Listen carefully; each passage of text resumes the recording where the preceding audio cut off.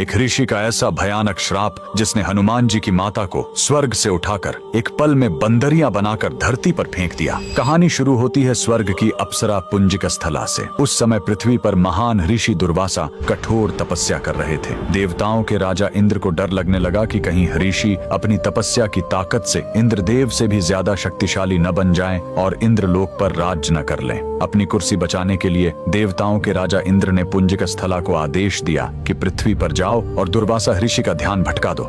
इंद्र के आदेश पर वह ऋषि के आश्रम गए और उनकी तपस्या में बाधा डालने लगी। ऋषि दुर्वासा ने गुस्से में आंखें खोली और उसे श्राप दे दिया। तूने एक चंचल वानर की तरह हरकत की है, जा पृथ्वी पर तेरा चेहरा भी वानर जैसा हो जाएगा। अप्सरा ने रोते हुए ऋषि के पैर पकड़ लिए। तब ऋषि ने दया दिखाई और मुक्ति का उपाय बताया। जिस दिन तुम भगवान शिव के 11वें रुद्र अवतार को जन्म दोगी, तुम वापस अप्सरा बन जाओगी। इसी श्राप के कारण उस अप्सरा ने पृथ्वी पर वानर राज कुंजर के घर बेटी के रूप में जन्म लिया, जिनका नाम अंजना पड़ा। बड़ी होने पर उनका विवाह महान वानर योद्धा केसरी से हुआ, लेकिन श्राप से मुक्ति पाने के लिए उन्हें एक पुत्र की आवश्यकता थी। इसलिए माता अंजना ने हम्पी के इसी अंजनाद्रि पर्वत पर भगवान शिव की घोर तपस्या की। सालों की तपस्या से शिव जी प्रसन्न हुए और वायुदेव के माध्यम से अंजना के गर्भ में दिव्य शक्ति स्थापित की। और तब इसी पहाड़ी पर जन्म हुआ बजरंग बली का। हनुमान जी के जन्म लेते ही माता अंजना का श्राप टूट गया। आज कर्नाटक के हम्पी में स्थित